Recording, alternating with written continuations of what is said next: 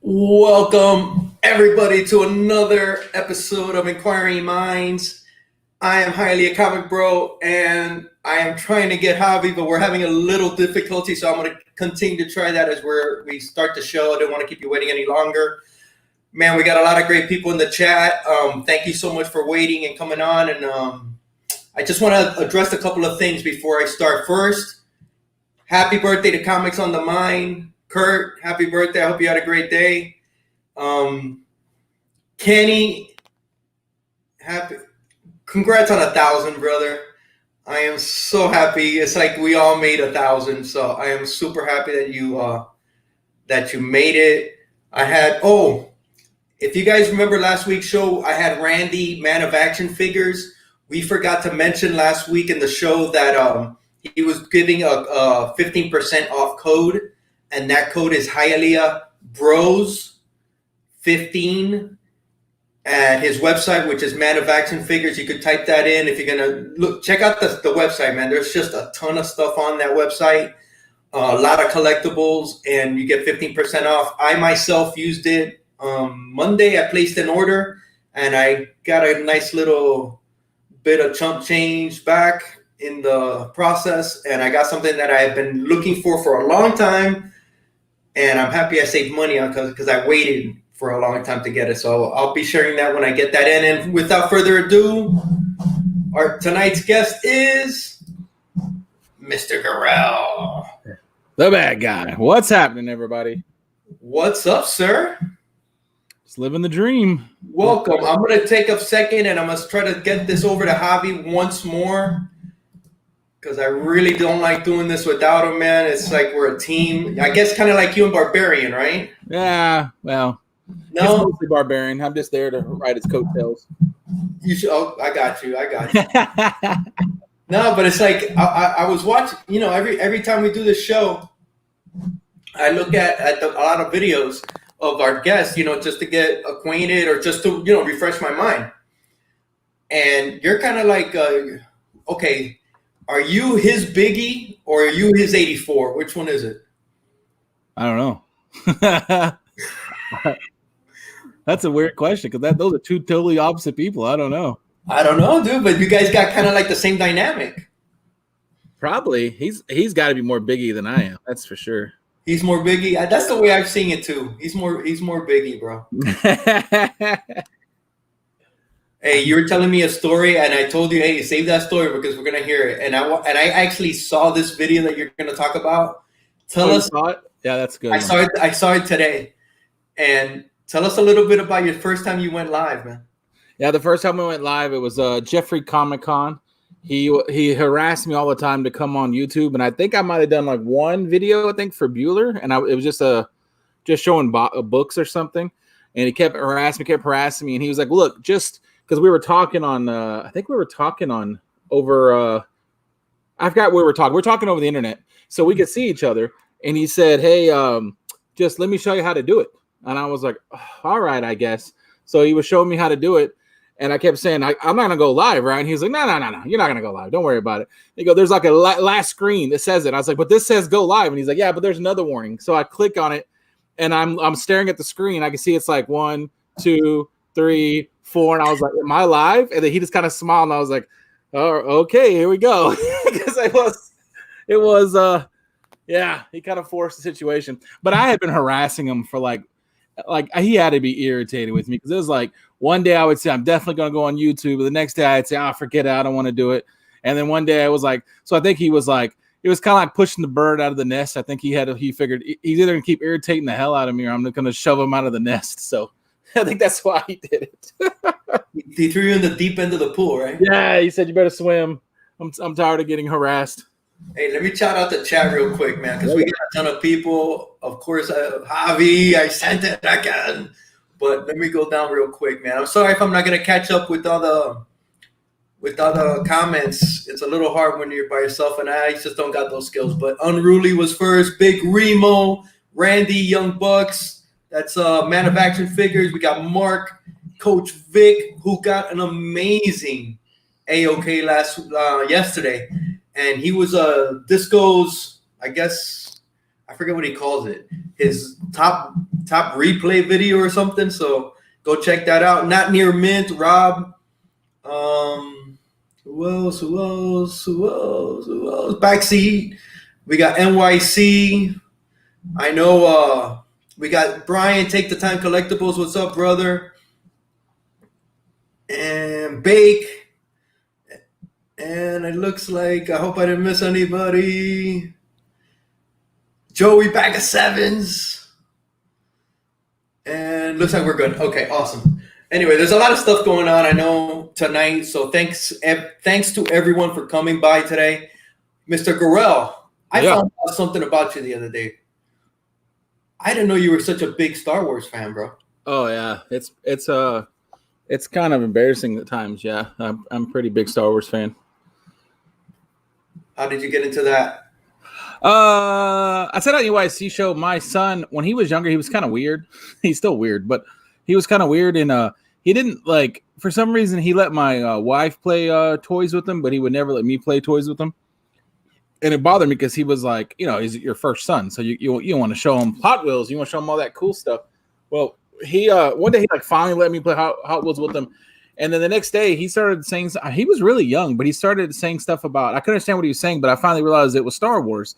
And to this day, I have no idea how he found out about Star Wars because I wasn't a Star Wars fan, and I don't think I had ever actually watched Star Wars from beginning to end. But it was like that little moment where he was like, he wanted to watch it. And so I think it was on like TBS. And so I sat down with him and I was like, you like this? And he got in my lap and watched it.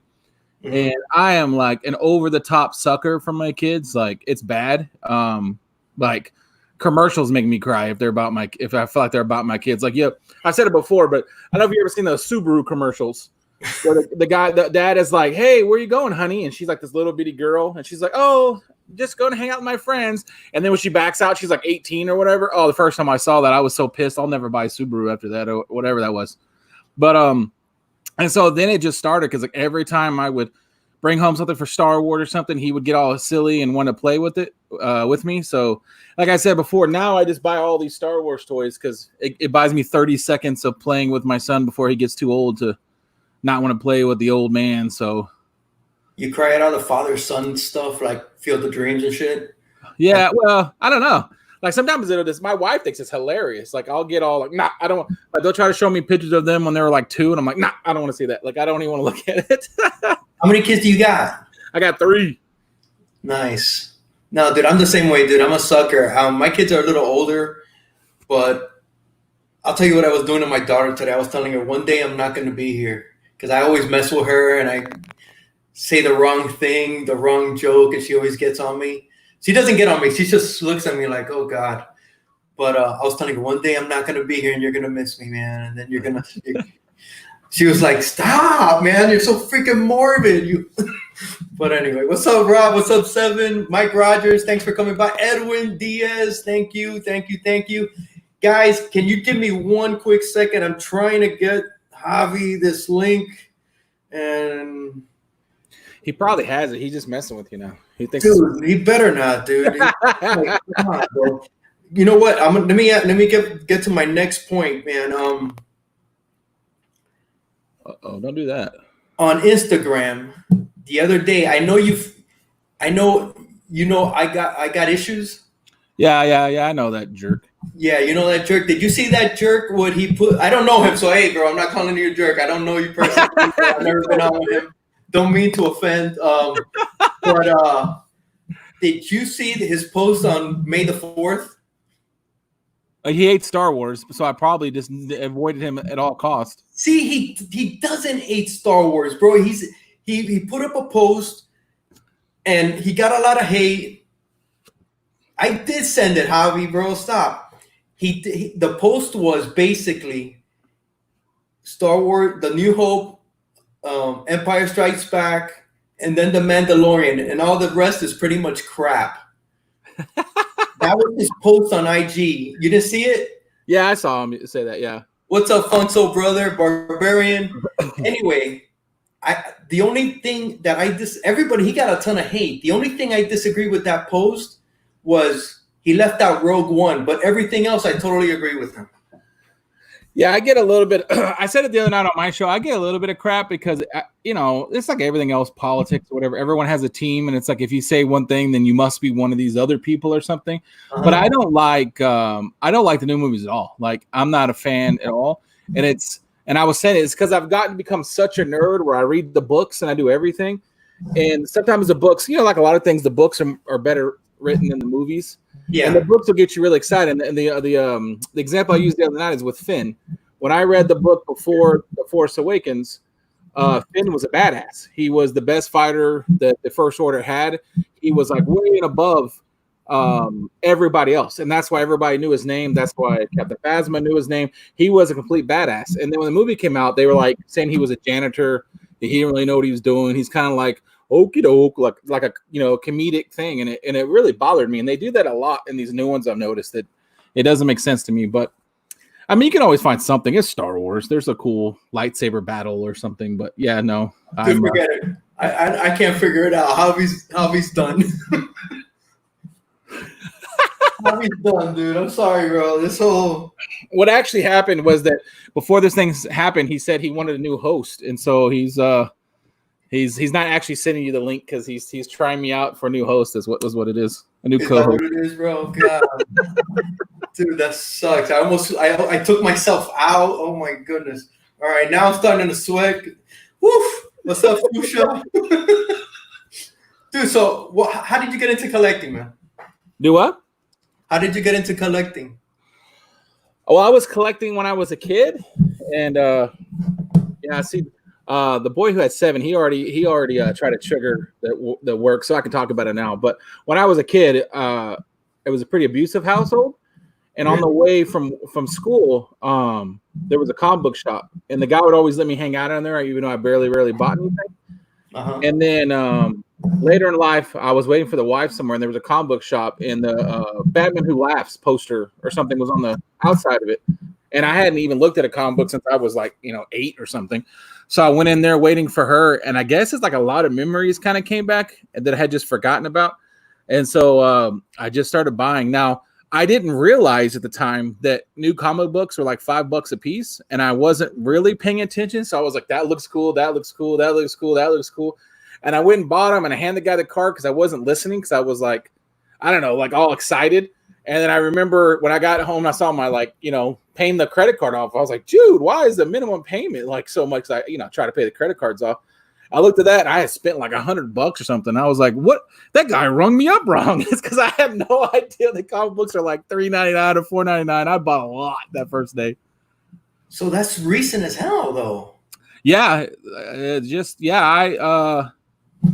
I was able to buy. I wasn't even able to buy all the metal series because they were already gone. So I started on 7, and I think it was the Batman Who Laughs wasn't its own book yet, and I think it was right in the middle of Mr. Miracle, that run that he had, that really good one. It was like around then. Dude, so you started a YouTube channel, green as grass. Oh yeah. Oh, I still have no idea what I'm doing when it comes to comic books. That's why I got to have Barbarian sitting next to me. But yeah. Wow, dude, that's crazy, dude. That takes balls. That's why I didn't want to do it. That's why Jeffrey pushed me in the water. So how did you get so close with Jeffrey? Because Jeffrey's just that nice guy. I don't even know. He just. Were you in the chat? Yeah, we used to always talk to each other in the chat.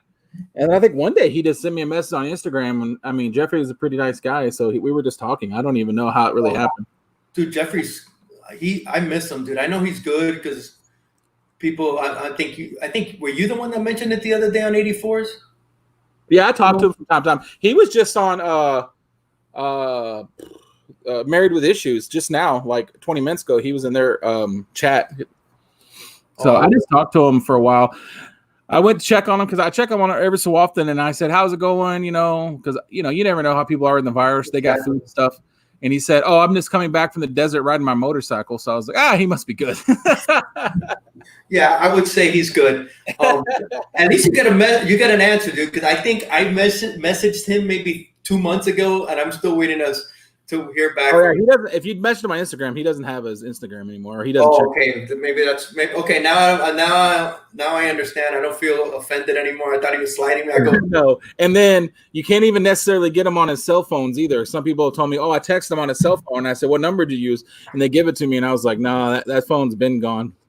Wow. Like Jeffrey is like he got a cell phone from his job, I think. And Jeffrey's, I've noticed, like with him, if he's collecting something, he's all in. If that means he misses a cell phone bill, so be it. Like, because he collected Nintendo, like old school Nintendo. What do you call those? Like those kind of games. He collected Marilyn Monroe. He's collected all kinds of stuff, and he'll not pay a cell phone bill if it means he gets a Incredible Hulk book or something. So every so often he'll get that phone cut off. Hey guys in the chat, Sharon, Sam. Sorry if I'm not keeping up with the chat, man. I'm not used to being by myself. I need my wingman, and I don't know what's going on. We just couldn't get the link sent correctly. I'm not going to stop the show right now. Sorry, Javi. Thank you, bro. It's a little weird, but I think I'm going to trug along. So, dude, how do you wing it? What do you mean? How do you wing it?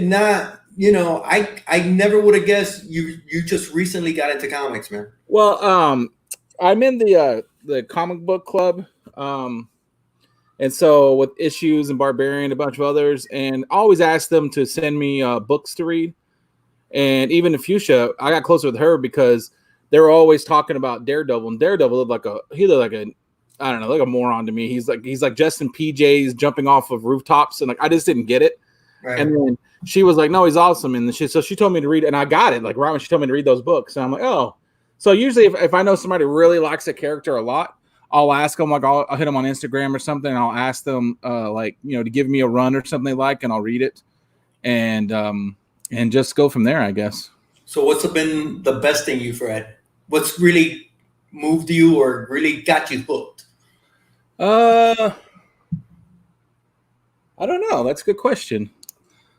You know what? I don't have it here, but and I can't think of the name. It was the Venom book where it's like Agent Venom or whatever, where what's the name, had no legs, and my mother-in-law me. I don't read everything either, man. So. Yeah, somebody in the chat will help me out. My mother-in-law got me the whole trade. It was like 2 or 3 of them, and that was a really good book. I like that one a lot. And obviously, I really like Doctor Strange, so I read Doctor Strange a lot too. That's cool. Mainly Marvel or your DC or? I like DC. The only problem with DC is that sometimes, unless it's like a really famous story, it's hard for me to watch just because they make the characters so overpowered. They're like gods. Mm-hmm. And so sometimes the stories aren't that great because I got to have a little bit of, ability to follow the story and believe that it's possible. So like Superman, I don't have any idea other than iconic. Maybe when you're a kid, how anybody's a fan of Superman, honestly, just because he's so overpowered. They have to come up with these crazy gimmicks just to be to lower his power just enough to make a story. Yeah. But I really like Batman's universe, I guess. Nightwing more so than Batman, but I like Batman's universe. The characters are crazy. I wish sometimes that they were a little more rated R. Like to me, the Red Hood doesn't make sense that he's not like Punisher style, not killing everybody every 2 seconds. Instead, it's like there'll be a really cool fight scene. I'm ready to read. I'm turning the pages, and then he bops them in the head and they fall down. And I'm like, well, if he's supposed to be this crazy guy, he needs to be shooting them. But I was like, whatever. Yeah, he needs to do a Punisher stuff and just shoot them all and get rid of them and shit. Do your kids read? You got your kids into it? I know you used to do some videos with your daughter, I believe. Yeah, and my son too. He really liked Bully Wars, but it's because he's 8, and so anything with boogers and farts, he thinks is hilarious. So he liked those. The daughter, not so much. The closest I get is I'll watch John's Comics with Kids on Saturdays with his daughter, and they'll put up some almost like manga stuff. I guess that's how you call that. But it'll be like Adventures of Babysittings, but it'll be like a comic book version of it. And so I'll get her that. And that's not the closest I've got to get her. We did I can't remember her name now. We did that one series. That was okay, but they really want me on YouTube. What? The kids, they really wanted me on YouTube. They're the reason why I'm even on YouTube. That's what I was going to ask you next. Yeah, so every time I get like 10 more subscribers, they're freaking out down there, and I have to remind them that they're watching people on YouTube that have like 40 million subscribers. I don't think 175 is a lot. And they're like, oh, just a matter of time. It's like you're like famous now, and so it's pretty hilarious. Dude, congratulations, bro! You just got 300, man. Yeah, well, yeah. Did they throw a party? No. Oh yeah, they were freaked out, but I kept trying to tell them Barbarian basically bought my 300 sub count by doing a giveaway. And I'm pretty sure that after the giveaway's over, that number is going to go back down below 300. So I had to let them down easy because, like, you know, some people bust their tail and do a lot of videos. I do like one video a week, so it's not like I'm expecting to have a large fall. Will they rewatch this video? Yeah, I told them they can. Well, I don't know. I tell them not to watch live videos because Barbarian's got a filthy mouth, and so I can't control him. He's Barbarian. And so, but any regular videos, I tell them they can watch. I let it rip sometimes too. I kind of try to keep it, but sometimes I get worked up and I just slip.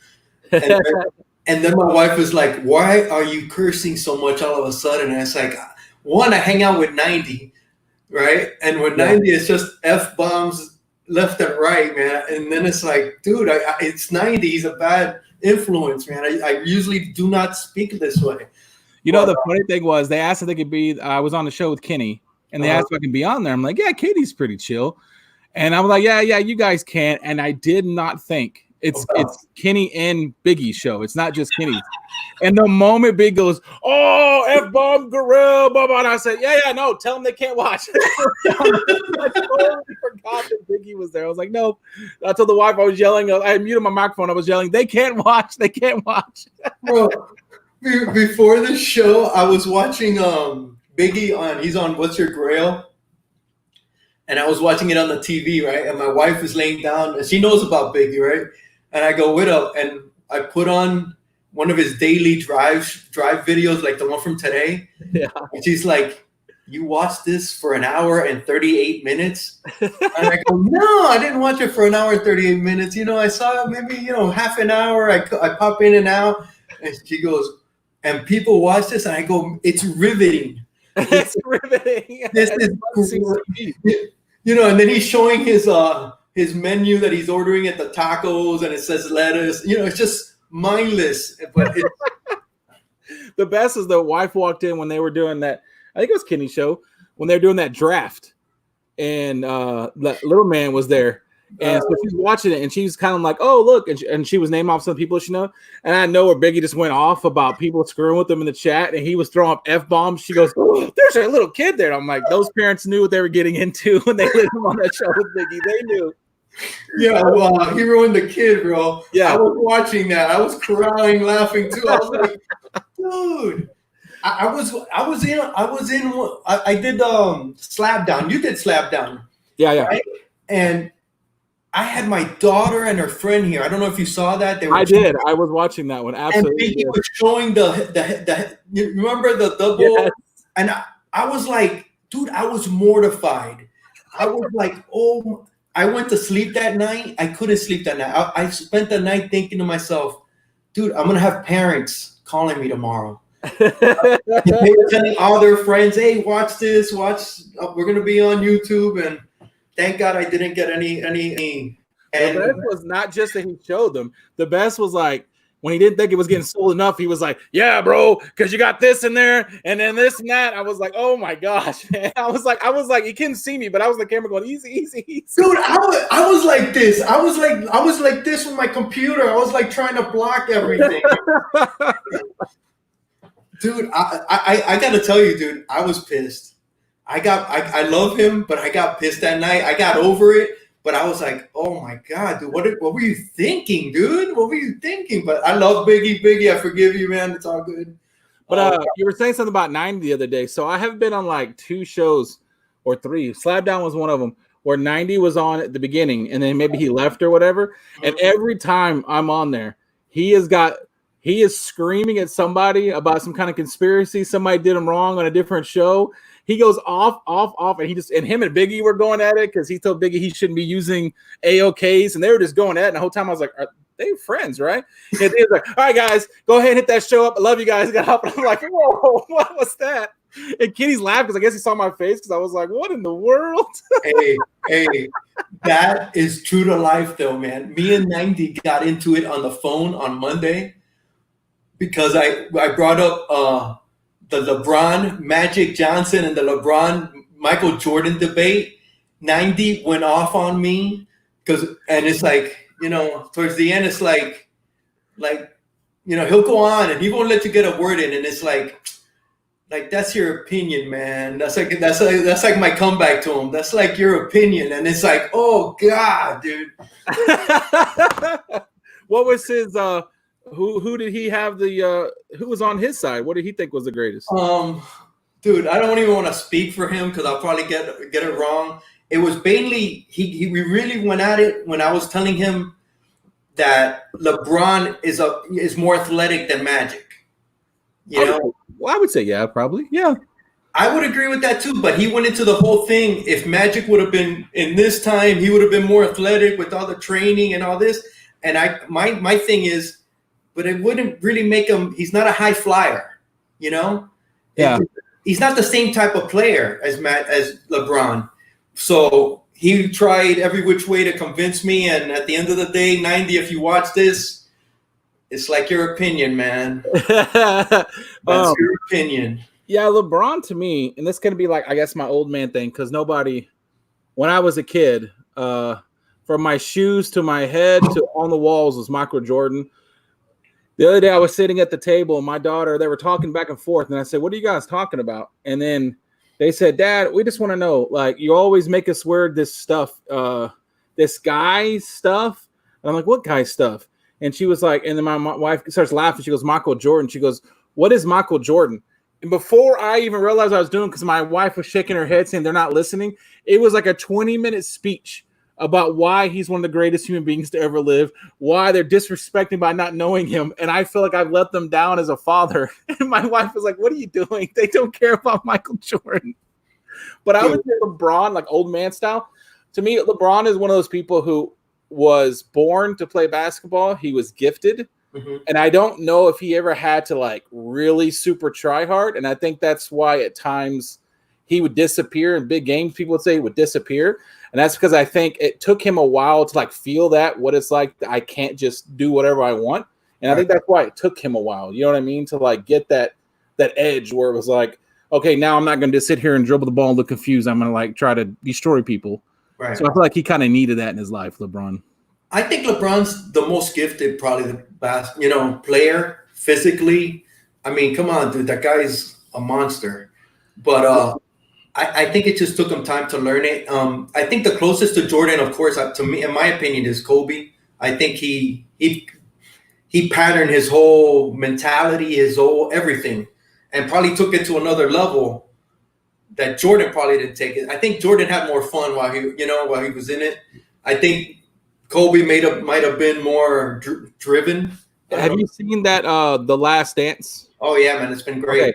So like, I've seen people talk about it. And yeah, no. Do I know Michael Jordan personally? No, but I'm like, borderline stalker. So when I was a little kid, so I would say even as a little kid, I remember because I lived in Las Vegas, and so I remember there's stuff come through there, golf courses. There are always events that come through there. And I remember everyone talking even back then that like he is so only caring about basketball. Like nothing shakes him from that. Like he'll gamble on golf or whatever.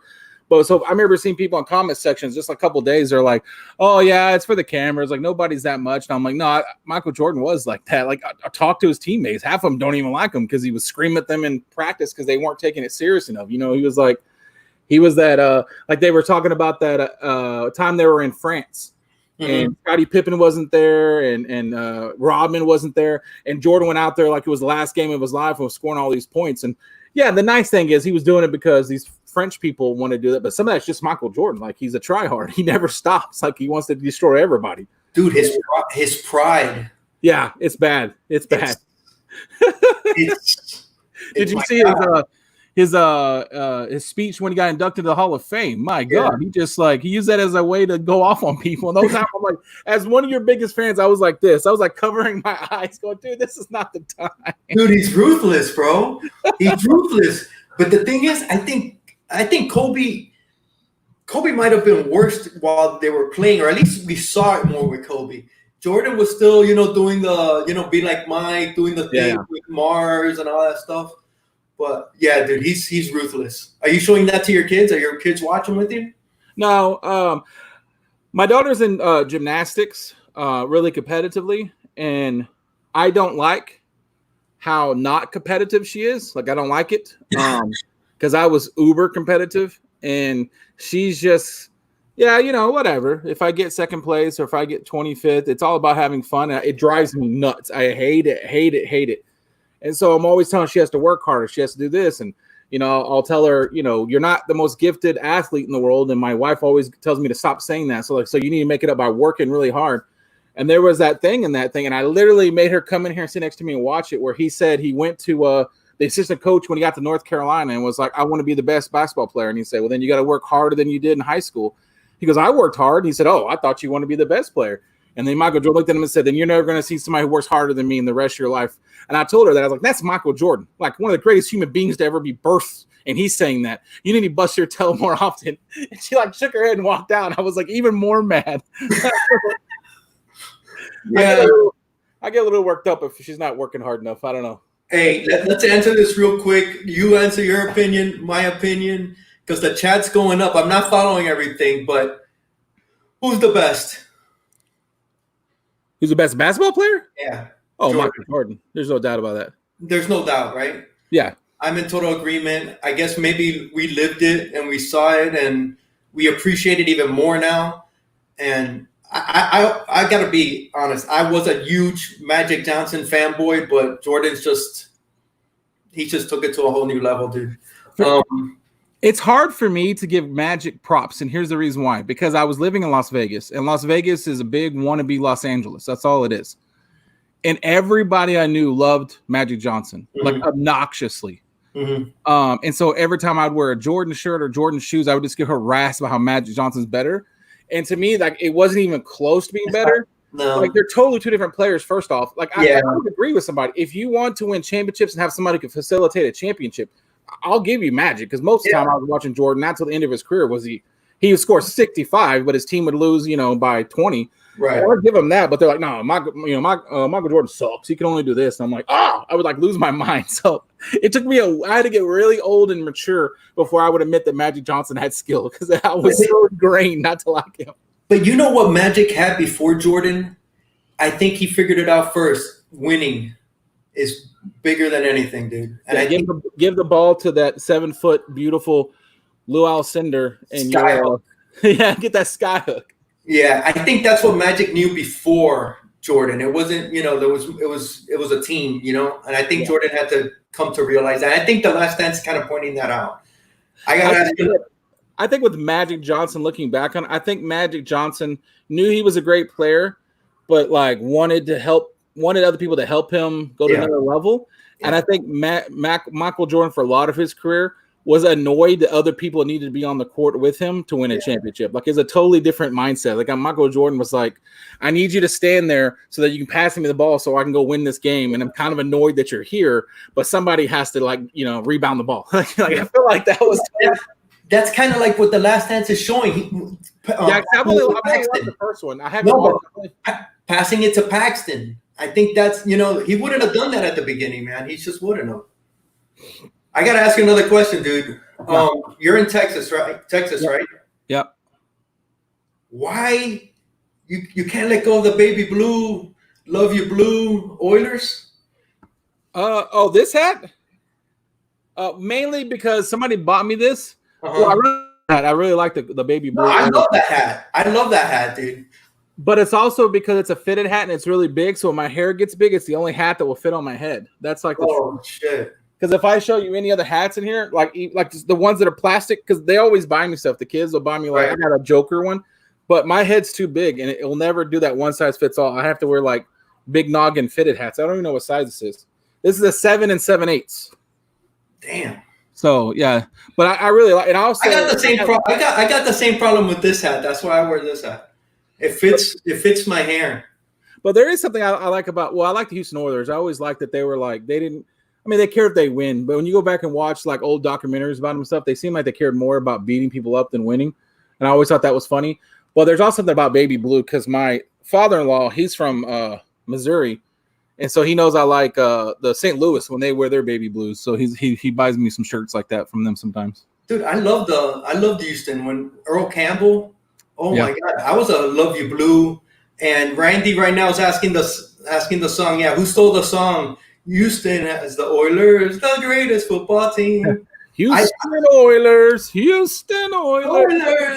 Yeah, but what he's saying is they got that from the Dolphins, man. He's a huge Dolphin fan, so and they did. That's weird. At the office, I just met a Dolphins fan who was like hating life because he lives in Texas, hasn't in a long time, and he says that he wants to be able to have sports conversations with people, but because I live in Dallas, I mean, if you've ever met a Cowboy fan, they can't have a normal, rational conversation. It's so crazy over the top. I was listening to the radio on the way to work today, and the radio guy was like, "Look, I got to say something. You guys are driving me crazy. I can't do this anymore. I'm a radio guy for a living." He goes, "The Cowboys' record was this. They got beat last year by by Philadelphia. They got beat by Philadelphia last year when Philadelphia had all these injuries." When I say I don't think they can do this, it's not because I'm hating. And he goes, and what happens on game one when they lose? All you guys will say, "Oh, they suck, burn the team down." It's like, this is really hard to deal with you guys. I was like, that's a Cowboy fan, man. So are you a Cowboy fan? I was. Okay, if you want a story, here's a story. So growing up, my family's over the top Cowboy fans. Everybody in my family are over the top. It's annoying. When I was a kid, I didn't know any better, so I was an over top Cowboy fan too. My wife always wanted to get married in her old church where she grew up in December when they had all the Christmas decorations up. Mm-hmm. So we're all focused on getting married. We get married. We had the ceremony. We go to the after thing, and all my family is standing up, like not sitting down. And they got a lot of hillbilly in them. So I don't know what's going on, but I'm nervous because I don't know if somebody's took offense to something and it's about to go down because there's free alcohol there. So I start walking over there to figure out what's going on. And my uncle steps forward and he says, "Nephew, I love you, but like, I'm not mad at you, but the rest of the family is." And I'm like, what happened? I don't know what happened. So I'm like, what's going on? He takes my hand, shakes it, and there's money in his hand. Not a lot, but there's money in his hand. And he goes, "I'm not mad at you for making this wedding on a Cowboy game, but the rest of them are. So I'm just going to take them to Applebee's and we're going to watch the Cowboy game and I'll catch up with you afterwards." And there was like 70 of them. They all left and every one of them gave me a dirty look as they went by.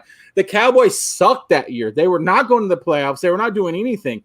And I just stood there in disbelief as my entire section left to go watch the Cowboy game. And I went to A&M. So like I'm a college football fanatic more so now. But ever since that day, my love and craziness for the Cowboys has gone down and down and down. Because it was just like one of those moments where you're like, is this really what we're doing now? Exactly, right? I had that same thing happen to me. I scheduled a baby shower. I forget, I think for my daughter on a Sunday during a Dolphins game. Dude, I had to fight to get up TV, to get it to the place because everybody was just wanted to kill me. So I totally understand how you feel, man. Totally understand how you feel. See, I've always heard that South Florida or whatever Florida, they're not big on sports. I guess there's too much stuff to do. So when I hear Dolphins fans seem to be kind of crazy because the guy today was a crazy Dolphins fan. I didn't know they were that in love with their team. Yeah, they're pretty like Randy Bake. They're huge fans. They are. I'm not a Dolphin fan. I cheer for them when it does not affect the Raiders. I'm a Raider fan. But dude, I've gotten kicked out of a Dolphin game before the game started because I got into a fight. I should have gotten into a fight and got it kicked out on two other occasions. Yeah, it gets bad when you go to. I think I'm too old to go to a home game and dress in my Raider black and silver and black and all that because it's just not worth it. You get haggled so much.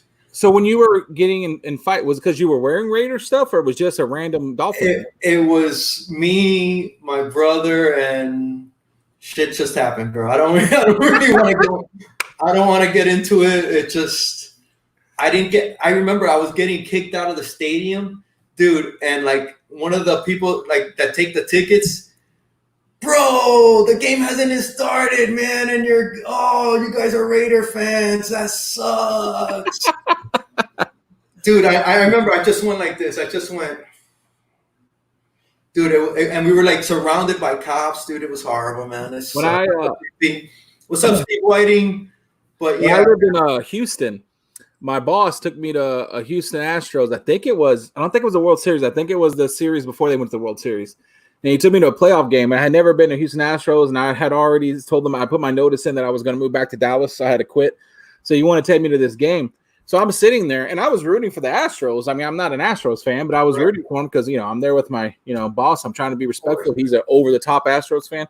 So I'm watching, and I noticed on the side, I forgot who they were playing, but their fans were kind of where we were, and we were kind of standing there because our tickets were way up there, but you could kind of stand and watch it. It was a little bit better seat or view. So we're standing there, and they're throwing a fit. They're like yelling at another section of fans, F you, F you, F you. And then they're going nuts. So the ushers come down. It looked like a SWAT team. Like, you ever see those videos of the SWAT team? They'll get ready, like, when they go into a jail. Yeah, bro. It looked like that. And they go down. I'm like, oh, they're about to throw this whole section out. Then they turn, grab all the people from the opposing team and threw them out of the game and kept their fans there. It was like 20 people got thrown out of the game. Dude, I was like, that's so shady.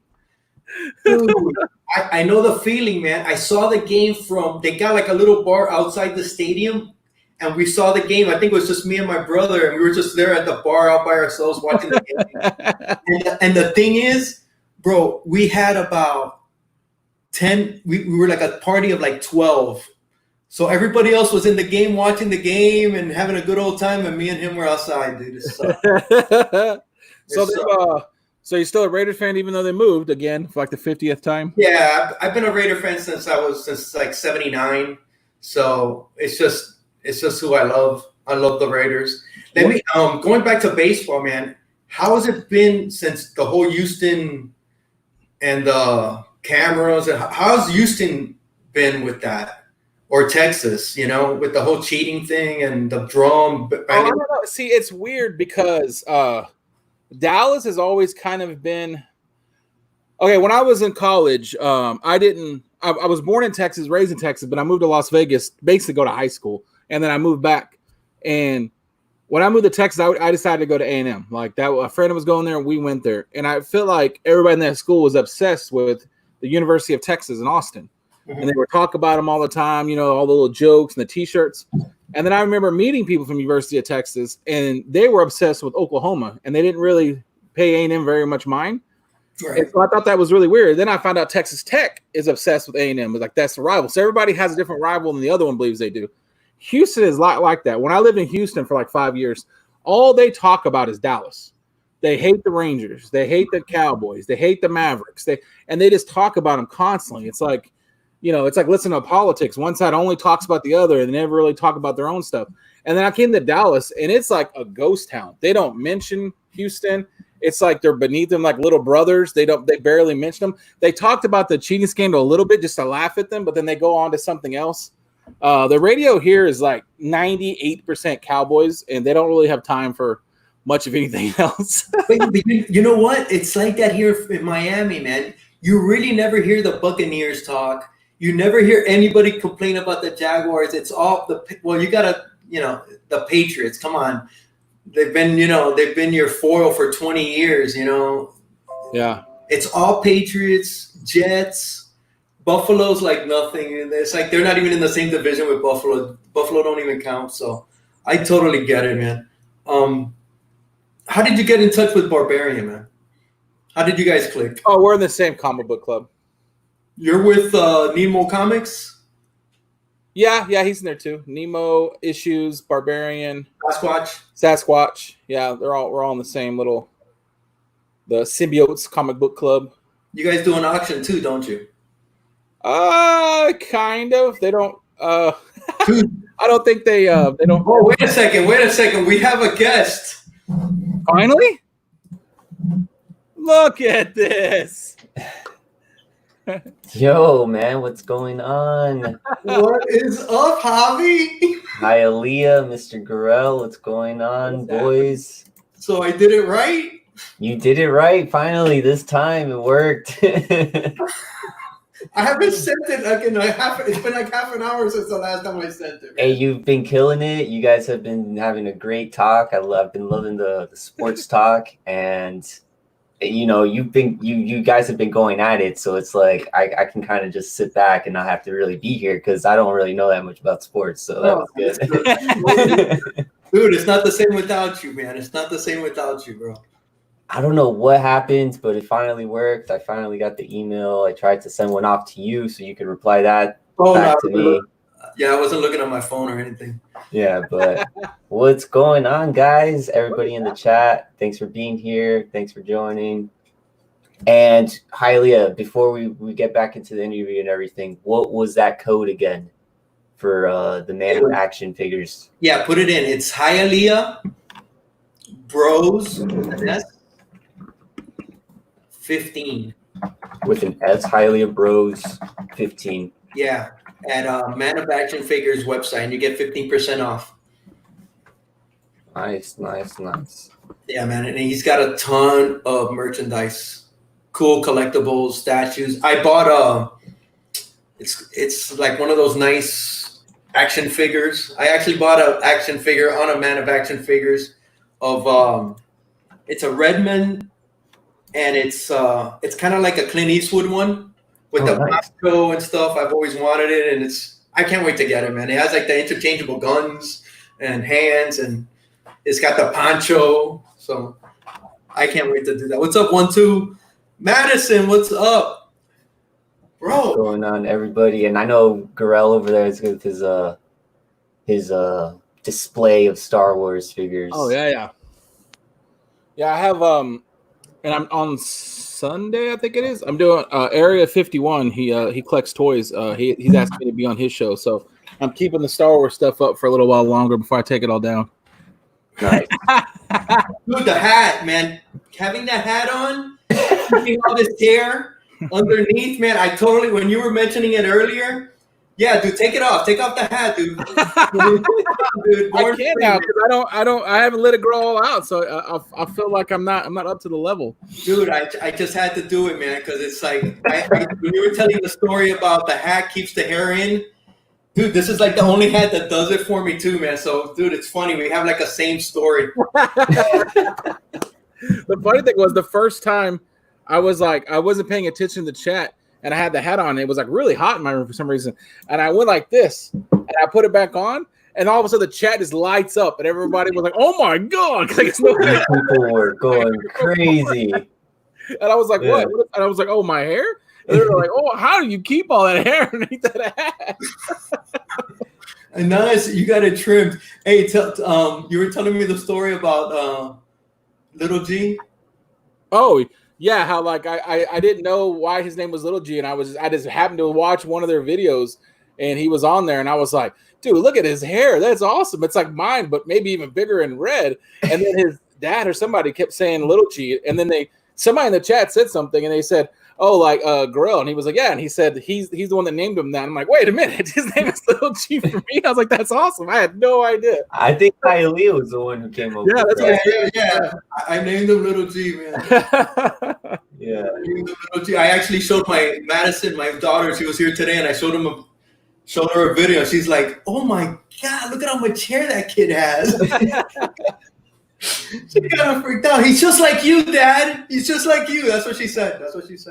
I was telling them before he came on, they was like, yeah, everyone talks about how much they love my hair, but when I was 16, it was not all the ladies were talking about. It was not cool. Right. Really short. Nobody was dating the white kid with the afro when I was like 16. It's cool now. It's like who's getting the last laugh, right? Who's getting the last laugh? Dude? That's right. Avi, you got any questions, bro? We missed you. Yes, I do have a question. I feel like this is a question that everybody wants to know. Is when are you gonna slick your hair back again? When are you gonna do the Razor Ramon? Is that ever gonna happen again? I was like joking the other night with Kenny or something. I said maybe when I get 300, I'll do that. And I was just joking, and everybody was like, and they were like, she was sending me messages saying I should. I didn't realize that people thought it was that funny. No, people love it, man. Especially with the whole like comic book community, wrestling fandom, like intermixing. And like when you did it, people say that you like knocked it out of the park. So before we went on that night, they were like talking to me and they kept saying, hey, G, something's wrong with your camera. And I'm like, no, nothing's wrong with the camera. I'm just, because I knew I didn't have I did okay against gives Big Papa Pump there. He was kind of cheating on some of his books. But I know I don't usually have the same books everyone else has. I know I haven't been collecting for long. So I was telling the wife, like, I'm going to do this. I'm going to have to do it on the promo game. I can't do it on the book game. So she's like, what are you thinking? And I was telling her, she's like, there's no way we could slick that hair back. And so she actually went to the store and got something that was called like hair cement or something is what it's called. And she had to put that stuff in there. She's the one that slicked it back. And I got all the gold and everything. And so I told him not to turn the camera on. And when they did, if you watch that, like Kenny doesn't say anything for like 10 seconds. He said he was so stunned he couldn't talk. Oh man, that's awesome. Can I say something? Dude, yours was the best. yours was the best. You didn't break character. You had the little toothpick. And dude, look, people are still talking about the Chico. People still want the Chico to come back, bro. You knocked it out the park, man. It was. I was crying laughing when you did it. I appreciate it. You know that Kenny, every time I talk to him on Instagram, and I'll like every so often I'll check on him, see how he's doing. He always answers me with "Thanks, Chico." Like he never says Garrell or Craig. He just says Chico every time. Like I just told him, "Hey, congrats on 1,000." He's like, "Thanks, Chico." Like he always says something like that. Nice, man. Yeah, that's how he knows you. Because I asked him, I said, I was like, man, maybe I could do like, you know, some Dusty Rhodes or something and be like, and he was like, no. The people want Chico. Stick with Chico. Yeah, no. You're Chico, dude. You can't do anybody else, bro. Did your kids help you with that? No, I didn't tell them I was doing it. And I didn't even think about it because me and the wife were in the bathroom alone. And we got all that done. And I had to put all the stuff on first because there's no way I could get it over that.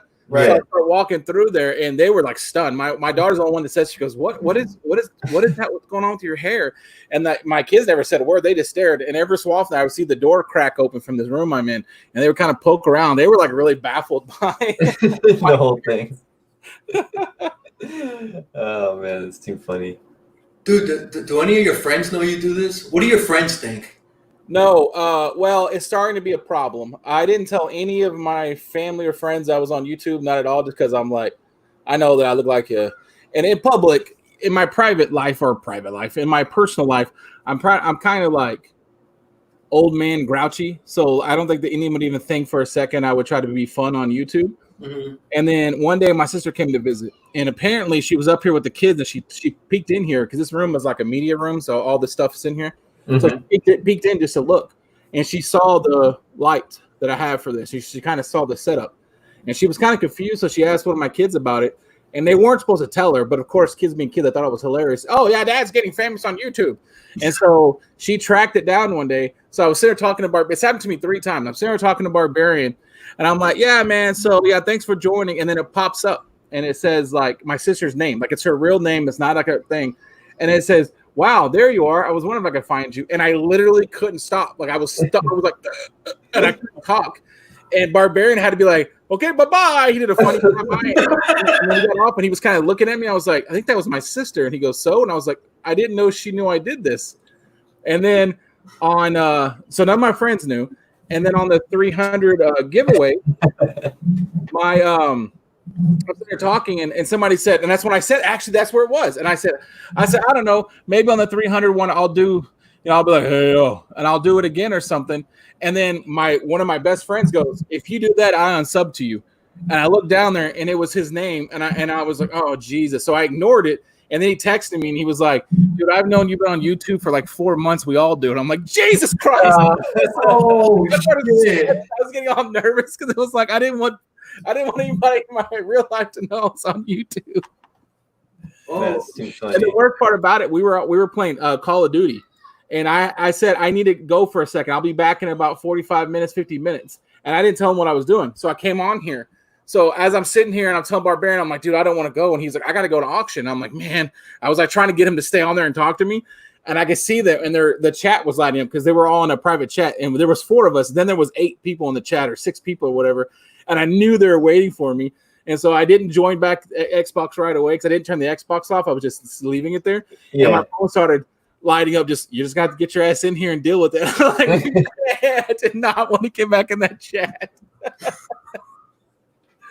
Yeah. So not only did they find out that I'm a comic book nerd, they knew I was a Star Wars nerd, but a comic book nerd. But then they were like, yeah, I didn't know you watched wrestling. Tell me what that's about. And I'm like, oh, it's like everything that's like nerdy goodness as far as I'm concerned. I had to like, address it all right there in one spot. Yeah, to people who have no idea that or like really don't want to care for it. Yeah.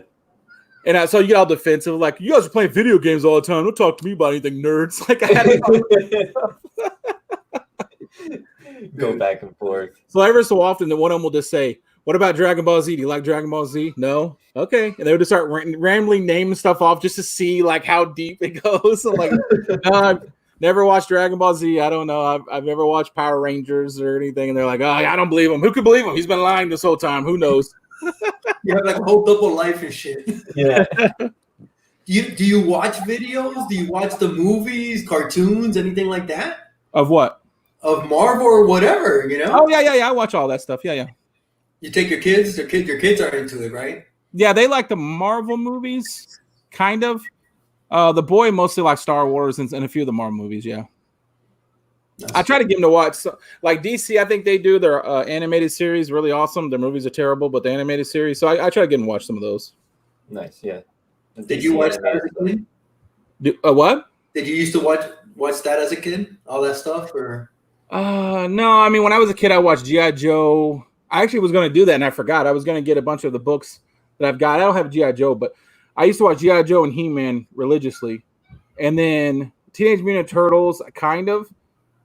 And I think my grandma or somebody saw me watching one day at her house. So she just started buying me all this stuff. And I didn't see her very often.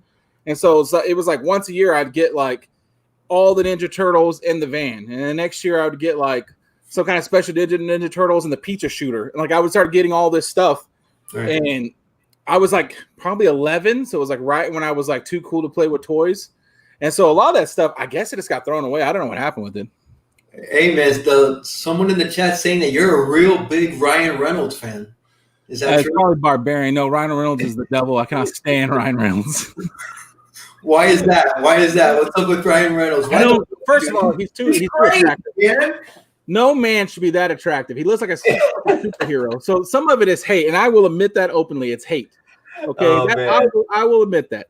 But a lot of it is because he's Ryan effing Reynolds. Like every acting job he's ever done is basically Deadpool. Just I will give you this. He should have been Deadpool from the beginning. He clearly was auditioning every movie he's ever done. He was auditioning to be Deadpool. He's the same actor, plays the same character in every movie. And it's that same corny one-liner guy in every movie. And finally they let him make Deadpool and it works. But I cannot stand Ryan Reynolds.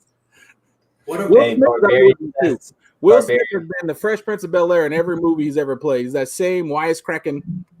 Oh, yeah. Best Green Lantern ever.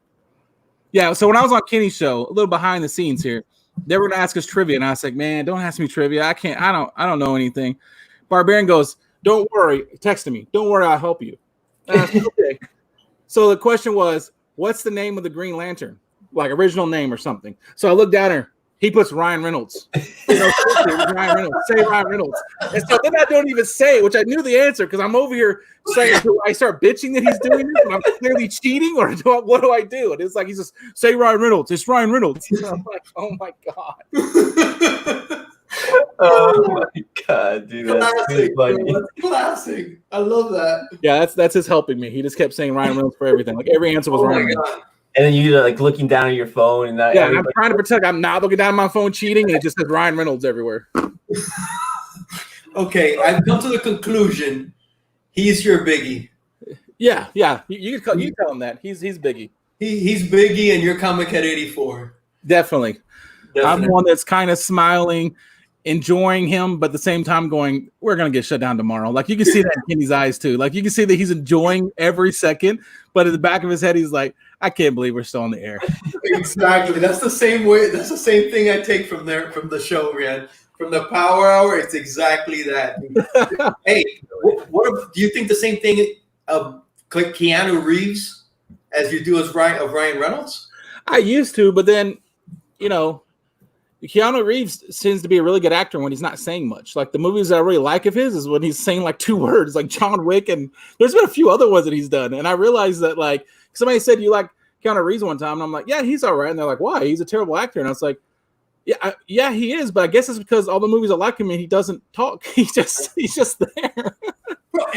But it's almost like what you're saying about Ryan Reynolds. It's the same role in every single movie. I like Keanu Reeves, but it's basically the same role ever since he started.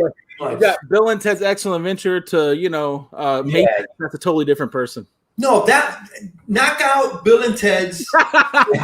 Okay, maybe. But from Point Break till now, well, okay, take out Point Break. From whatever the next one is till now, it's basically since Bram Stoker's Dracula till now, it's basically the same person, the same act, man. Probably Bram Stoker's Dracula. He was bad. If you ever watched that movie, those lines he delivers sometimes, that's hard. Like I don't know how the director just be like, nah, never mind, don't say that. Like that movie was horrible, bro. Danny, check it out with the hat, bro. I couldn't keep the hair under the hat anymore, man. It just doesn't work. I had to let it flow. This is 3 months in quarantine, so I just had to let it go, bro. Just had to let it flourish. Yeah, bro. I did bring some stuff to show. Good, let's do it. So I have never shown. It's going to be a very quick and probably really disappointing show, but I've never showed the slabs that I have. Especially watching your background, it's going to be really disappointing because I only have like 4. No. But they're all meaningful to me. This one, Jeffrey Comic Con sent me. Oh, nice. That's sick. Perfect, bro. So, dude, that's an awesome gift, man. And then this one, The Boy Who Had 7 sent me. Of course, it's 9.8 with white pages, of course. Of course. And, okay. So I told this story too. I told it to Kenny, but we were off the air, like you were saying. Sometimes you have better stories off the before you start.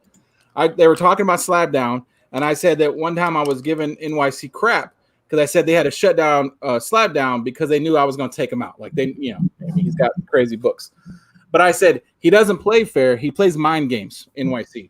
So we were supposed to do Alex Ross in round 2. Okay. He decided to send me, this is not the only one. I got like 5 different books. He decided to send me Alex Ross books. Wow. And this one's slabbed and a few other ones over there. And when I opened it up, I actually stared for a while and be like, what kind of mind games he's playing? I'm over talking trash and he's sending me slabs Alex Ross. Like that's how little he cares about the books I'm bringing, that he's giving me better books than I have. Wow. He's trying to get in my head. Dude, that's a beautiful cover, that Vampy that you should it's awesome. Then I have this. It's got like the crazy old.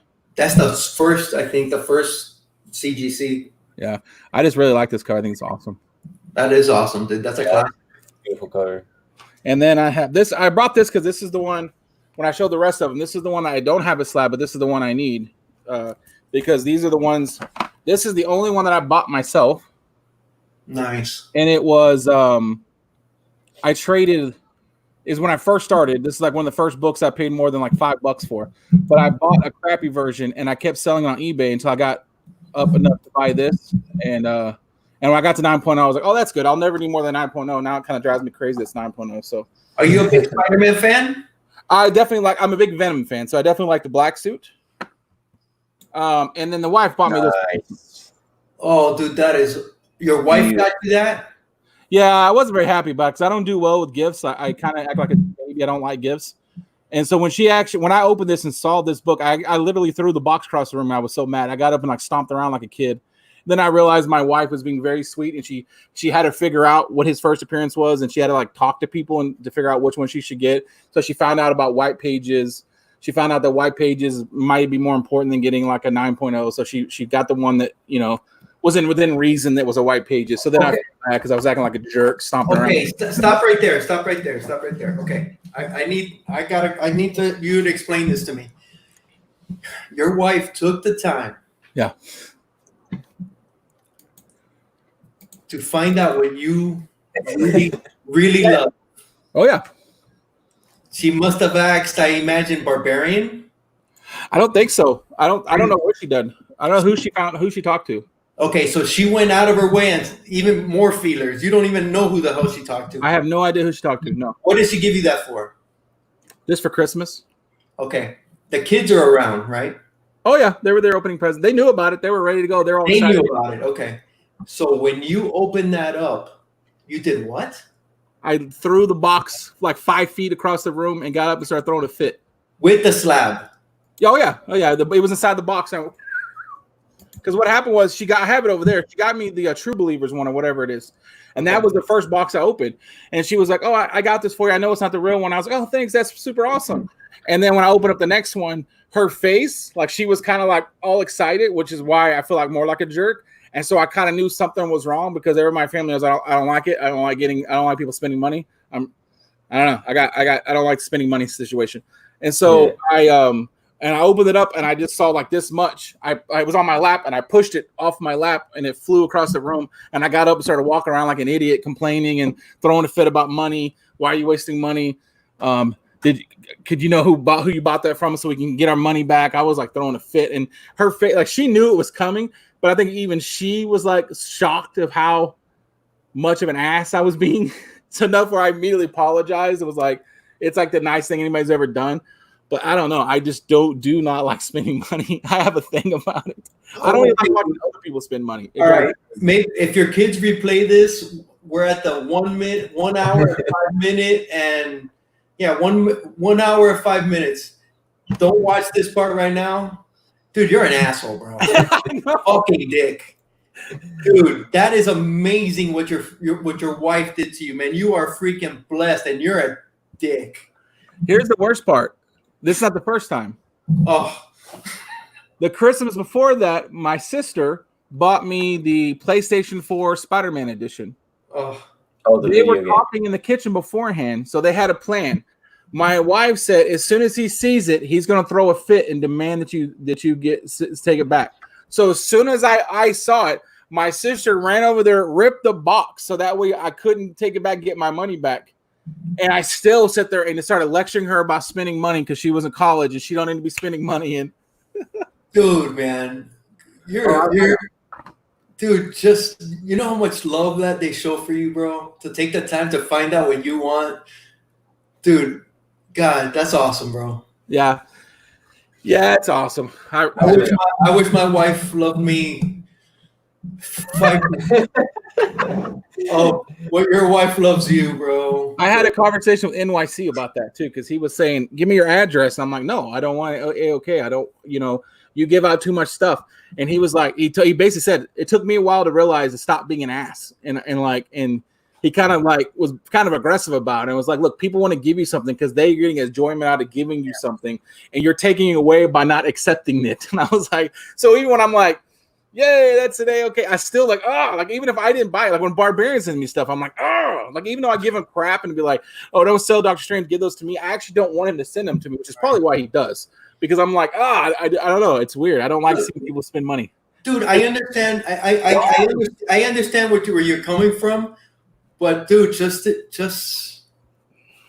suck it in and take one for the team, bro. Take one for the team. Dude, take it for the team, bro. They went out of their way, man. They want to show their gratitude, man. What did your kids say when you threw the freaking box across? They laugh because they know that I'm an ass when it comes to getting gifts. And the fun thing is the wife gets mad because I spend way too much money like on other people. Like I have no problem getting stuff, but I'm always in my head. I'm always thinking like I always feel like I'm a fraud, or like, I don't know, there's other people out there that need it more than me, or there's somebody out there that's a bigger fan than me in that, and they should have that book, not me. Like, I don't know. I just get really like, I don't know.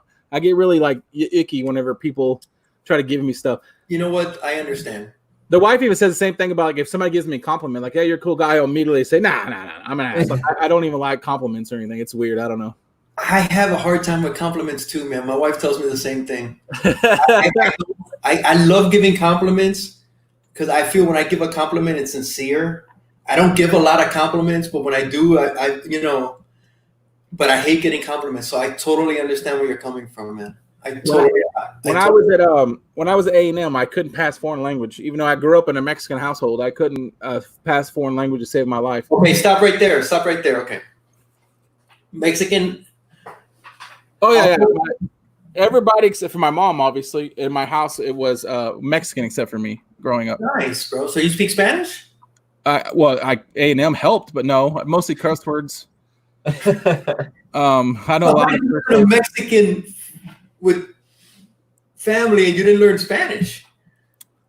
My stepdad was really strange. His dad was like, I don't know. His dad, they had like a, I guess, different outlook on things. Like his dad was like, we're in America now. And so he didn't like them speaking Spanish outside the house. They only could speak it inside the house. And he didn't, like, he wanted them to be fully American and he didn't really like it. So none of my cousins really learned how to speak English from their parents. And my stepdad was really against it too. Like he didn't think it was necessary. Like, you don't. There's no need to speak Spanish, to speak English.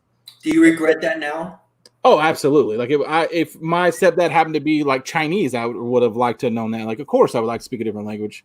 Yeah, that's. But I got all the other stuff. Like my family gets irritated because I don't make tortillas enough, or I don't make, they get mad because I don't really like Mexican food. And I was like, well, growing up, there was always a pot of beans on the stove constantly cooking, and so I can't stand that smell anymore because it was just always there. And yeah, like chorizo and eggs and all that stuff. I know how to make it all, and it's the family always forced me to make stuff all the time.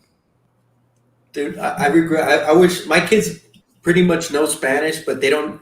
I'm a second generation, or first generation American, I guess. And I know to speak English and Spanish, but I'm not. You could tell other Spanish fluent speakers know that I talk a lot of gibberish. I talk a lot of disparates, is what it's called. You're trying to just get your way through. Yeah. So they know, and my kids understand it, but they don't speak it as well. Even as bad as I speak it, they don't speak it as well, and that's a regret I have. Yeah, I could definitely, if I listen to it for a long time, I could start, understanding it more. Because my stepdad used to get, when he would get angry or he'd get excited, he would speak Spanish. He would kind of just do it out of habit. Yeah. And then and all my grandma didn't speak any English and stuff like that. So if I listen to it for a long time, I could pick up on it and I could start understanding it. But the other thing is I'm really, I don't know. I really don't like speaking Spanish even when I do know Spanish, because I just self-conscious about pronouncing words correctly and stuff. And so I don't want to be that white guy that's like, hey, hombre, mi amigos. Like it really bothers me whenever I hear that. So I'm the opposite, dude. I don't care what the crap comes out of my mouth. I don't speak Spanish. Plus, I worked in restaurants most of my life, and so being the white guy who understands Spanish, especially curse words in Spanish, but pretends like he can't understand it, it helps a lot whenever you're dealing with some of the staff. Yeah, it does help. Because they would be saying some horrible things about me, and I would just kind of smile and keep walking, and then I would, Motherfucker. Javi, how's your Spanish? It's probably a little bit less, like you're probably more fluent than I am in Spanish because you have a little bit more experience. You talk, I think you talk more than I do Spanish, but I used to talk when I was at work when I needed it, but my parents speak English to me, it's mostly my grandparents and stuff like that I have to really speak Spanish to. How did you feel when you went to Puerto Rico this last time? Did you feel like a fish out of water? No, it's like Mr. Garrell is saying, it's like you get self-conscious, you don't, you kind of have to put yourself out there and just go with it. But I'm the same way. I kind of force myself to speak it. So then that way I'm getting that practice. But yeah, it's not something that I'm super confident about. Yeah, when I had to, that's what I was saying. So I couldn't do foreign language. And one of my professors at A&M said, because they would have me do research and stuff. And he was like, because I had a history degree and I was going to get a doctorate in history. Nice. And they had me do research on books. And they would say, mind-wise and research skills, you're top the charts, but you write like a 2-year-old. Anybody's ever got a text message from me understands that, what that means, because you can barely understand what I'm saying half the time. And he asked me if I've ever been tested for dyslexia. And I was like, no, I just figured I was a moron and didn't know how to spell stuff. Well, A&M actually sent me to get tested for it. And, of course, I had dyslexia. But I had ADHD and a bunch of other stuff. Mm-hmm. And so my wife was sitting there while I was being tested. She was my girlfriend at the time. And they were like asking all these questions. And one of the things they were asking me was stuff like, do you handle gifts well? Do you handle compliments well? Do you handle all these things? And I would always say no. And they were saying they found out kids who grew up in like the late 80s, early 90s, they would always misdiagnose them because they would say stuff like, if you could sit down and play video games for an hour, you didn't have ADHD. Well, now they know that because you're constantly getting, stuff flying across your face. That's actually you actually are more likely to play video games when you have ADHD. And so because I was always self-conscious, thinking I was like a moron because I couldn't do anything, they were saying that's why I don't take compliments well, because I've always kind of beat myself up because I was always like I can't tell you how to spell girl. Like I have no idea how to spell it. Like it's G. I know there's a G, I, R, and L in it, but I don't know what direction they go in. Hey, you just spelled it. I don't know. I didn't want to say anything, but but I was saying, so when I had to take 4 years of Spanish back to back to back, and so I ended up having the same professor twice, and he was a young guy. He was like in his early 20s, and he was telling me, we were talking one day, and he said, I think you speak Spanish better than you're letting on. And I'm like, no. And he's like, there's no way you grew up in a Mexican household and didn't pick up Spanish more than you're letting on. I'm like, no. And I didn't realize it, but every like fifth word he was saying it in Spanish, not English. And then every fourth word he was saying in Spanish, not English. And I didn't realize he was doing it at first until he got to like every other word was Spanish. And I like smiled and went back and he said, I knew it. I'm going to fail you if you don't speak Spanish tomorrow in class. And so I was like, I didn't realize he was doing it at first because he was being slick, and he was like every fifth word he was ejecting a Spanish word, then in like every fourth, and it was almost a full conversation in Spanish. And I was like, because I told him, I was like, I can't speak Spanish because we're supposed to go in front of the class and do a presentation. I was like, I can't. I don't know how to do it. And so, yeah, that was how he tricked me into that one. Hey, I don't want to offend, but let me just take a wild guess. Do you guys play a lot of Scrabble in your house? No. Dude, I'm a horrible speller too, bro. Maybe it's the times, man, because a lot of the stuff you're describing, I have those same issues, man. I can't spell with a crap. Maybe that's it. I don't know. They said for me, it's like because of dyslexia and the ADHD, the way they describe it, because they had to put me on medicine so that way I could do it, and they put me on this crazy, I think it's like Vyvanse or something. They put me on this medicine, and I had to go. The A&M made me go to a psychologist first, and he said because of my childhood, he said that be aware that like your whole life there's been like 20 roads in front of you, and you've gone like halfway down each road, and because of your ADHD, you don't go all the way down. Like your mind jumps all over the place. Wow. And so he said on this medicine, you're going to be over the top focused for the first time in your life. So if you think about a memory from your childhood, you won't be able to get out of your head. It's going to be there. And so it could be bad. Like you could get a lot of emotion. So, tell your wife this happened. And that kind of did a little bit. But what ended up happening was the first day that I was on it, she actually asked me to get off of it immediately because I had got a spiral and I got all the vocabulary words for the entire year, even though it was like the first day of school. And I had wrote them all down over and over and over again for like 5 hours. And I was sitting on the floor writing it. And I didn't even know 5 hours I went past. And she came home and she looked down and she's like, oh my, I want you off that medicine. Because she was like nervous because I was like, they're just like, all play, no fun makes Craigie a dull boy. And I was just writing over and over and over. Hey man, I just want to see. I want to highlight this again. I don't know if you saw this when I put it up. What we should say. Yeah. He's been him and Matt are pretty tricky about getting stuff out. I told Matt not to ask me any questions that I didn't want to talk about. He's like, no, we don't have to ask anything you don't want to ask. And I was like borderline about to cry on that show because he was asking all those questions. Well, I'm glad you're not crying. You're not borderline crying here, dude. What is this? Yeah, man. Yeah. All work and no play makes Garrell a dull boy. If you go to my IG, I won for the first time in Scrabble a few months back, and I had to put it on IG because I'm always dead last. And I hate the thing is. My wife and my daughter, all they want to do is play Scrabble because they know they're gonna win, and it freaking drives me nuts. Yeah, it's like no competition, and then I'm always telling them, "Let's play dominoes, let's play Monopoly, let's go play this, let's go play that," and they never want to play anything else except freaking Scrabble. Dude. Freaking, you look at it. I'm actually in the ID. I'm like, I won, and I'm like, I got the scorecard up with the points. You finally did.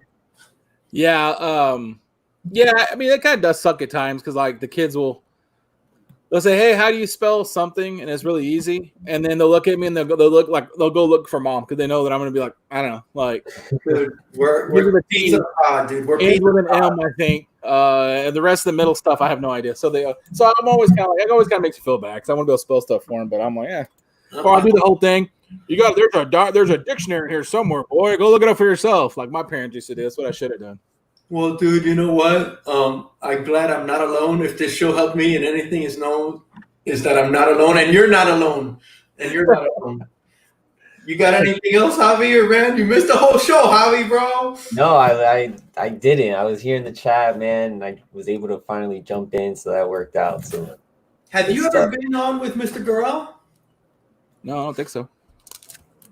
I don't think so. No. Have we been on before? I don't think so. We've never been on, right? I've only done like 4 shows, maybe. I haven't done very many. Dude, but you do. You know what? Going back to your channel, you do that Hunter show every week, right? Yeah, I do that with Barbarian every week. Yeah. And what's the time for that show? Whenever Barbarian's wife goes to bed, usually about 10 o'clock Central Time.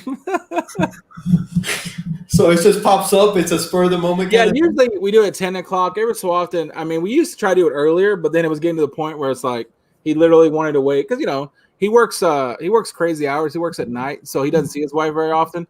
So I didn't want to be like, hey, jerk, like who cares what time your wife gets home? You're supposed to be on YouTube with the 4 people watching us. So yeah, so it's pretty cool. But yeah, I think it's like 10 o'clock Central or something. I always have to look at what time I put last week when I put it on Instagram. Dude, but that was because at the time, like, because we've been doing it for a year. We didn't realize that until somebody asked me the other day.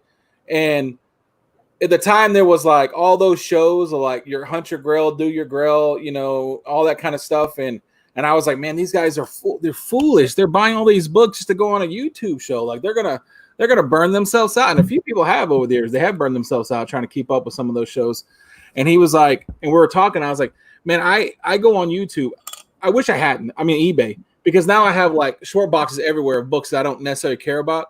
But when you're on eBay and there's a lot and it's like 10 books and the bidding starts off at $1 and nobody's bidding on it, I'm like, I'll bid on it. And then so now I have all these books and I'm like, what am I gonna do all these books? Nobody's gonna buy them from me or anything. They're just gonna sit here forever. But so he was joking and he said, why don't we do a show the exact opposite? We'll call ourselves the Hunter, and it'd be like when I pick up stuff from like the Goodwill or the stuff from eBay, and we'll show that and we'll compare the books that we get, and we'll be like, no slabs, no nothing. It's just no keys. Yeah. What do you got in your hand? Oh, this. See if I can get the glare. This is Mr. John Beatty. He did this little drawing for me, and his art is what we're giving away on the 300. When I got to 300, this is what he's gonna. You pick a character, and he will draw it for you. Very nice. And so I didn't think I was gonna get 300. I actually didn't think I was gonna get 300, but I definitely didn't think I was gonna get 300 like 2 days after I announced the contest. So that was very successful. So then we were like, okay, well, let's get Comic Head to 1,000. Well, then that happened faster than I thought it was going to. And then, well, I was telling them today I was gonna give a hard time and say that I helped get Marry the Issues to 300, but they had like 299 when I announced them. So I'm a kingmaker. I'm getting everybody there. But honestly, like to me, not that I don't think everybody else has great shows, I'm actually stunned that he doesn't have more. Because I think it's like at 450, and we wanted to get him to 500 because he literally goes on live. You can ask him to draw you something. You pay the bill, whatever it is, and sometimes the prices range. And then he literally draws it right there while he's talking to you about it. And it's an awesome experience because, like I've said it like 1,000 times, you're looking over his shoulder while he's drawing your favorite character. And so we told him that we were doing this, and he's on board. So he knows that there's going to be a. I mean, we're paying for. Or I'm not paying for it, Barbarian. But so he knows it's going to happen. So that we're giving away a drawing of his for our 300 show, and he thought it was a pretty cool idea. That's awesome, man. You're like helping everybody, it's not just for your channel. It's just, you're trying to bring everybody on board, which is great. Yeah, because like I said, somebody said I was humble. Like I always say, I don't have the good books or anything. No, but it really is. It was like I see that how much work it is just to do like one show a week, and it's a live show. I don't do editing. I don't do anything, and so it just seems silly that I have 300 subs when there's like people who do real editing, and they'll have more than me, like 400. But I'm like, they do a lot of work for like 400 people, and so I'm like, if there's any way I can get other people higher, I'll do that because I don't know. This is like some people do a lot of work for their subs. Biggie says, I don't know. I'm thinking Garrell's the Biggie. We both got red hair and are poor as fuck. That's true. I was gonna say, like, personality wise, like, just because he's always trying to, like, I don't know, derail the show, I would say Barbarian is. But as far as like I don't know, I guess Biggie probably has given Kenny more AOKs than I've given Barbarian. I've given him some, but like I'll try to give him like a really nice book he likes that I know he likes, and he'll send me like 15 books. So they're very one-sided. Yeah. But he's been collecting forever, he always says. So it's like he did a trade with me, the first appearance of Carnage or whatever. Mm-hmm. I had the second printing. He's like, oh, that's awesome. I don't have that. And he tried to talk it up like it was the greatest thing ever. And I knew the whole time he's full of crap. He's like, I got like 3 of those. Why don't you just trade me? And like, it'll be a pretty good fair because like those really rare. And I'm like, oh, what? Shut up. Yes, let's trade. Don't act like it's like my book is 10 times better than yours when it's like a second or third printing or whatever. Get out of here. Yeah, so he does stuff like that. So that's awesome though, man. Dude, oh my God, every show I lose my freaking train of thought. God damn it, I just lost it. What was I gonna say? We were talking about Biggie. We were talking about. I suck. AOK, I don't know. AOKs. Yeah. I suck. I don't remember what I was gonna say. Anyway, take it, Javi. I gotta think. Do you have anything else you want to show off, bro? I mean, hour and 30-minute mark. No, that was it. I was just wow. Hour and 30 minutes, yeah, man. Oh, I remember. I'm like a girl. I'm like a 13-year-old girl. I actually went. I saw your video for your 300. I subbed to John Beatty. Thank you. I think there was something else we had to do, right? Or was that it? We just had to name a person that you were going to get to like come back and look at the video. That's right. Tell everybody about the contest, man. So the official, it's Barbarian's contest because he's the Wait. Explain it, because I watched Metarog and I couldn't understand anything he was telling you, trying to explain your contest. Let me tell you something. I said this on Kenny's show too. Metarog, that poor guy. I love Metarog. I'm his biggest fan. That poor guy texted me like 6 times trying to get the explanation out. And I was like, look, these are not my rules. These are Barbarian. And you got to know Barbarian. I think half of this he's trolling, but he swears to God he's not. So technically the way it was supposed to be is you have to like watch the video and then you have to put in somebody who doesn't subscribe to me. I asked Barbarian, how are we going to know who doesn't subscribe? Like the person, like let's say you wanted to do it. Right. You have to go out there and find some random person that's not, put their name down, and then that person has to come in, watch the video, subscribe, and then say, you brought me here. Okay? Then there's all these rules about like how many you could do and all this. Okay, so what it is you can watch the video, subscribe, have somebody else come and watch, and they say your name, you get an entry. Like that's it. Okay. Because I'm the one's got to do all this work. Because Barbarian's not doing the work. I have to do all this work, figure out who's subscribed and who's not. So, so you just watch the video, have somebody say you're gonna say like, let's say you said I'm gonna have Biggie watch the video. Biggie watches it, says I'm subscribed to you, and Hialeah sent me, and then that's one entry for both of you. And then if you make a video, you get, oh Jesus, I don't even know the rules. 4 or 5 entries. I think it's 5. Dude, you don't even know how to freaking enter this shit. Yeah. I watched Metarog. I still didn't understand. I got like a little bit of it. I went to your site. I looked at the video you made, and I was still freaking confused.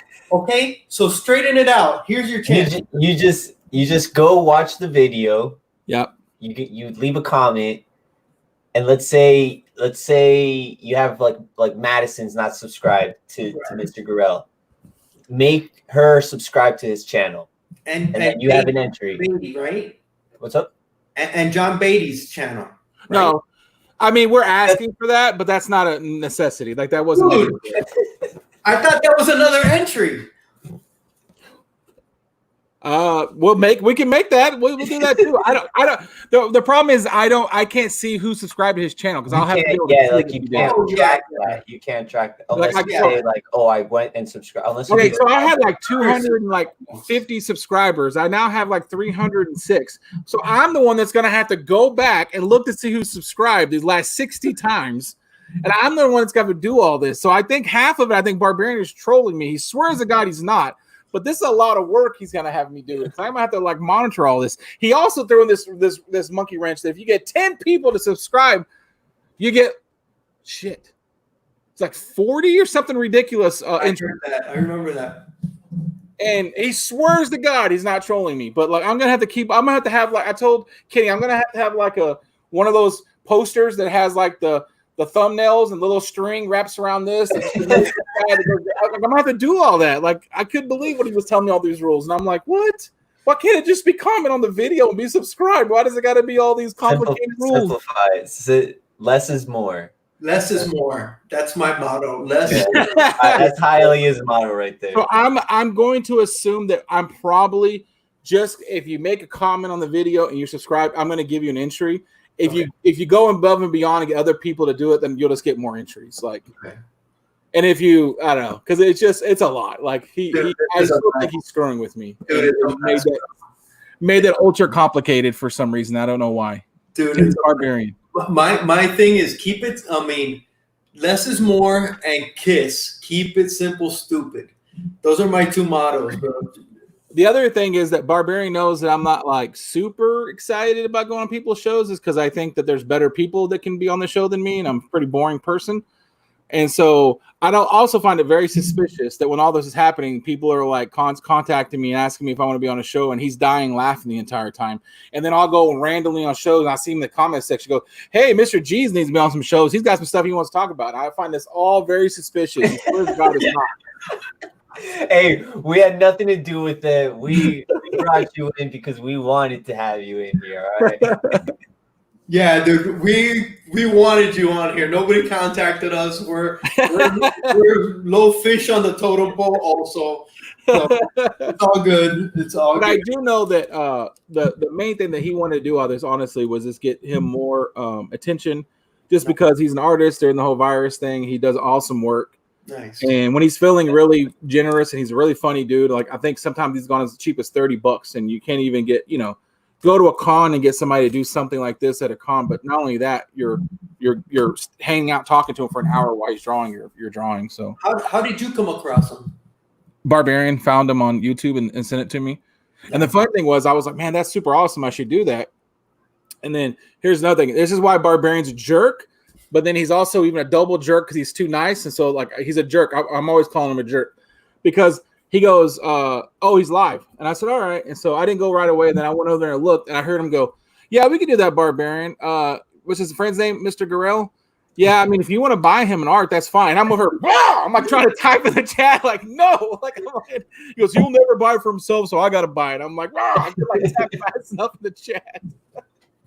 Dude, I just gotta say, you guys got a great dynamic, man. And it's if you guys haven't watched them together, watch it. It's a good time, man.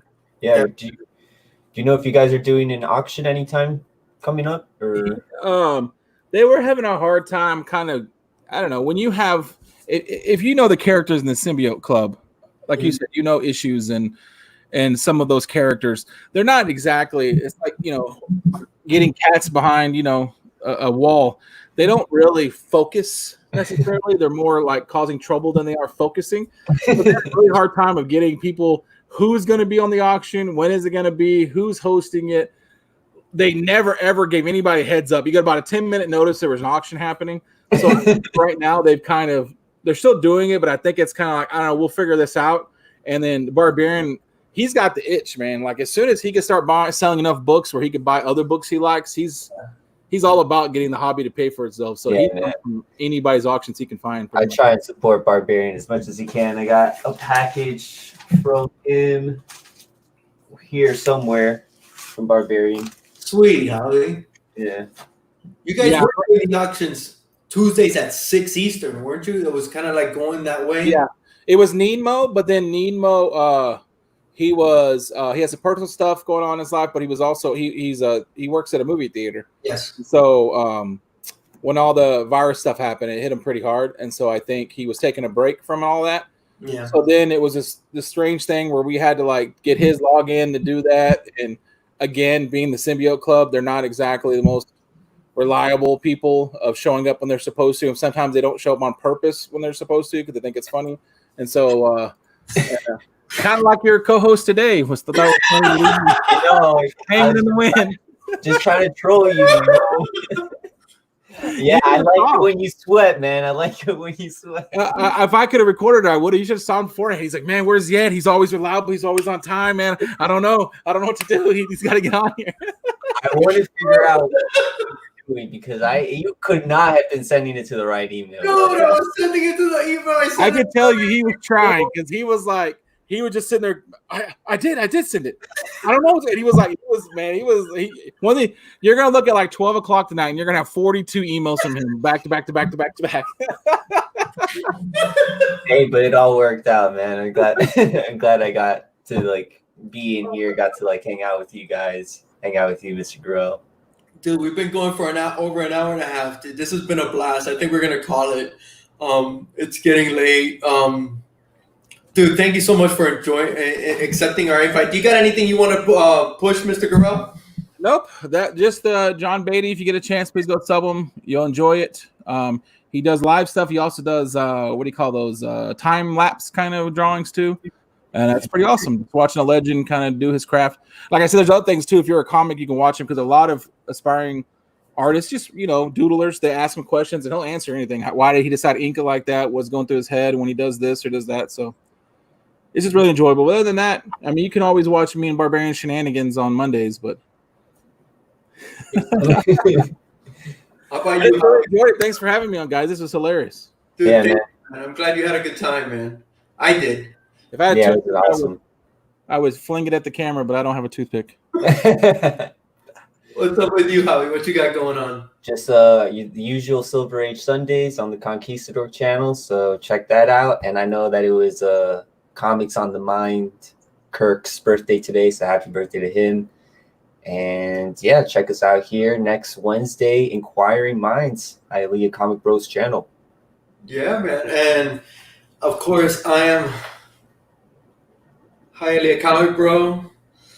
I let my hair out today. Special occasion. I had to, flex with my boy, Mr. Garrell. What do I got coming on? I'm actually going to be on John's Comics with Kids Friday, 9 Eastern. We're doing top 5 80s horror films. Nice. With hanging out with celebrities. Nice. With Fire Guy Ryan and John. I can't wait to do that. I already got my list ready. It's right here. I was going over it with my daughter today. She says I got a good list. Actually, she's in the chat. She's been in the chat pretty much the whole night, and she subbed you, Mr. Garrell. Yeah, look, that's my daughter. She just subbed you. So hopefully, I hope she got put her dad's name on there, so that way you get credit for that. Yeah, he's laughing, man. I want to thank everybody in the chat. Yeah, thank you, everybody. Sunday, 12 o'clock Eastern, every Sunday on Conquistadorks. Not sure. Is there anything else I got going on? I don't think so. I've been kind of laying low too, hanging out, watching Netflix. I finally, with the help of Madison, figured out how to get Disney Plus and Hulu, and I've been watching that stuff because I couldn't do it on my own. Because like you, I got issues. But, figured it out. Mr. Garrell, man, thank you so much for stopping by. Kurt, Comics on the Mind, happy birthday. Everybody in the chat, thanks for stopping by. Hope you had a good time. Fuchsia, everybody else, I hope you learned a little bit about Mr. Garrell. That's what we try to do, man, just try to make everybody know a little bit of the backstories of our guests. And, man, thank you so much, bro. You opened up, and I appreciate you. No problem. Thanks for having me, guys. It was awesome. Yeah, it was a great time. Awesome time. And we'll be back next week. I believe we're scheduled for 9 next week. Our next guest is on board, and I can't wait to get to know him as well. And guys, be good, stay safe. So long from the Sunshine State, from Texas. And be good, everybody. Stay safe. See you guys in the chats, on your channels, all that good stuff. Be good. Take care. Bye-bye. Bye.